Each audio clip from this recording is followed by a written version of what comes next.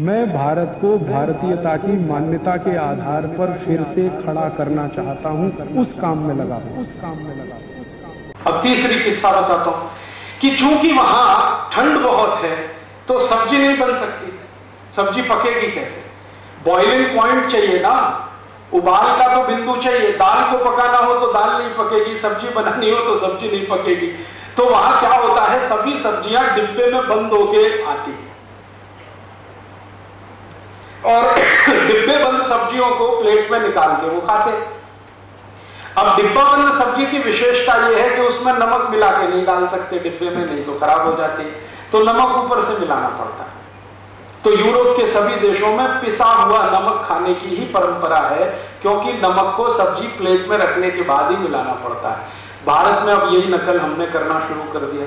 पिसा हुआ नमक हम सबके घर में आ गया, जो आज से 50 साल पहले किसी घर में नहीं होता था।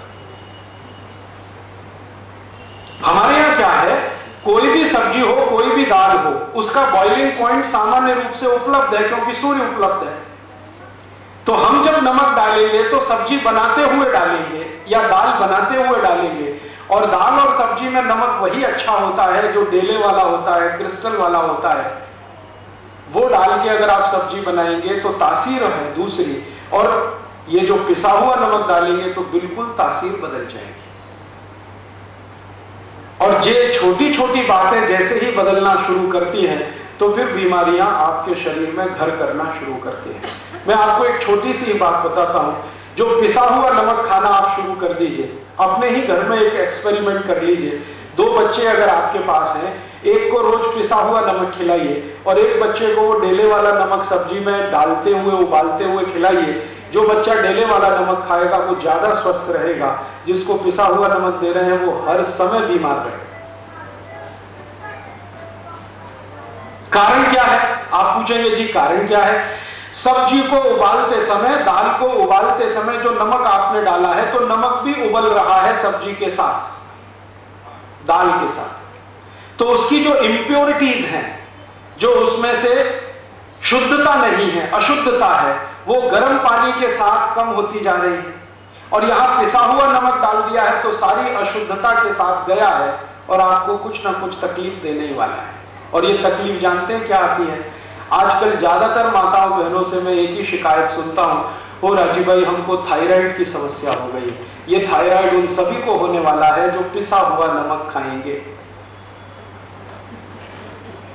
और थायराइड के दोनों ही हिस्से हैं, हाइपरथायराइडिज्म, हाइपोथायराइडिज्म, दोनों में हम फंसे हैं और हमारी करोड़ों माताओं बहनें फंसी हैं।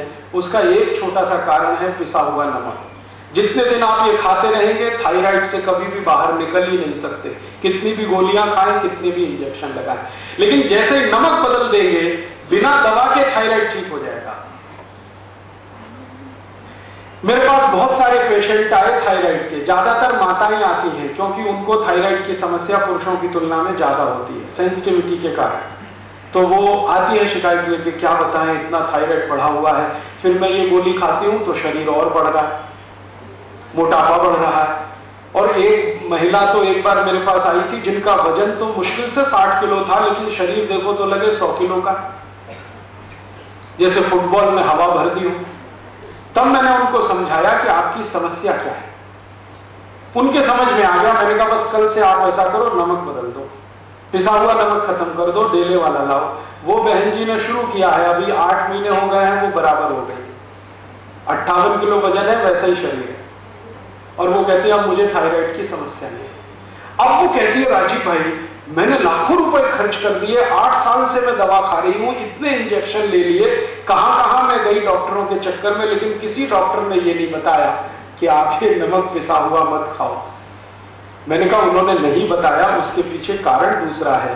कारण यह है कि अगर आप ठीक हो जाएंगी तो डॉक्टर का धंधा कैसे चले?